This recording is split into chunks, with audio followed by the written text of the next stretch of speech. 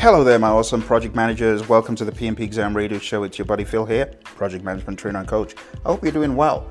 Today, we are going to focus on the Project Management Body of Knowledge Guide, 6th edition, and we are going through it extremely rapidly because there's really no need for you to go through it slow.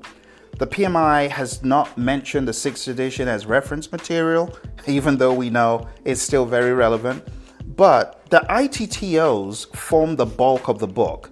If you strip off the ITTOs and all the other fluff, it really boils down to less than 15 pages. Every page where it talks about what a process is, where you are looking at those figure 5-1, 6-1, 7-1, 4-1, all those figures. If you take a look at those and you remove all the fluff, to be quite honest, you actually have 10 pages. Because you can strip off all the other fluff and just take a look at those images, which is about 10 pages, and then look at the other very high-level summary descriptions of each of the processes. You're probably looking at about 20 pages. And I've heard from students over and over again, it's not the ITTOs that matter, it's understanding the flow. And of course, understanding what those ITTOs are could very well help you. But the exam is not a rote test of ITTOs. So for those folks who are going over ITTOs over and over again, you're really wasting time. What you do need to understand is project management at a sufficient level, and then just make sure you clean up Agile pretty good. But you're not going to be tested rote on inputs, tools, techniques, outputs, and you may not even hear a process name mentioned one time. So you just need to understand, what am I doing as a project manager? What should come next? Let me give you an example. You're developing a project charter, right? Develop project charter. You will not be told you are in develop project charter. No, instead it would read, you're working with your team in creating a document that authorizes the project. Now, you wouldn't expect to work with a team. You would expect to work with a sponsor, but the key there is authorizes the project. And if you understand certain key language, it's easy for you to know where the question is going and what the answer is likely to be. You get what I'm saying? So I'm really hoping that as we go through these knowledge areas rapidly, it will equip you, it will help you, and it'll take you to that next level where you're able to very quickly understand what a question is trying to ask, be able to sniff out the direction the question is going, and for you to use the process of elimination to pretty much cut out all the crud, because you're going to have 4 answers and 3 of them is going to be crud, and you need to cut the crud out and choose the right answer. That's what it's all about.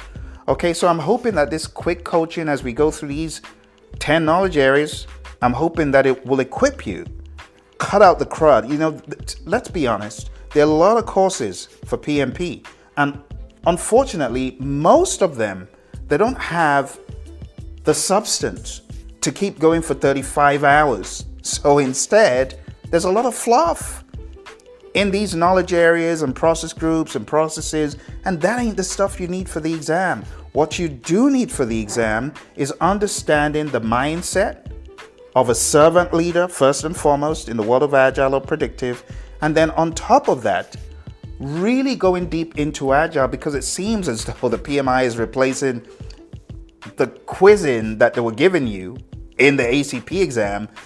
We're even seeing some of that filtering into the PMP. So, I mean, I've had people say, really? Is this an Agile exam or is this a PMP exam? That was in the early days. I think people have woken up and smelt the coffee now. But my point is your exam is going to be very Agile under most circumstances. I've only had a few students, a couple out of, let's say, 50 that say, no, my exam was very predictive.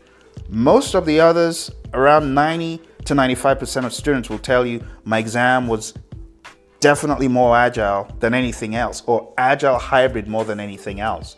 All right, so the language, you know, understanding the language is important, it's helpful. But then again, you also need to be able to couple that with a lens of hybridization. And you know, the best way to do this is open up the Agile Practice Guide, and after every chapter I cover with you, I recommend you go from pages 91, 92, 93, 94, 95 in the Agile Practice Guide, looking for the relevant knowledge area. Okay, let me say that again. When I cover a knowledge area, my friends, look for that knowledge area in the Agile Practice Guide. I didn't say PMBOK 7th edition. I didn't say PMBOK 6th edition. I'm talking specifically about the Agile Practice Guide. Because in the Agile Practice Guide, the PMI have broken down each knowledge area from an Agile lens. And they tell you this is what the project manager does from an Agile perspective. And this is what the team members do in an Agile world. And that is going to help you become more and more hybridized. All right? So this is just an introduction. Now we're going to jump into all the knowledge areas. We're going to go with lightning speed. And I advise you to ask questions. Put those questions in the comments below, and I'll get back to you as soon as I can. All right? If you have any bottlenecks, any difficulties, I need to know about it. Okay? So put those in the comments below. See you in the next episode. And if you found this to be informative and helpful, don't forget to hit that like button. Your buddy Phil will definitely appreciate it. All right. See you in the next episode.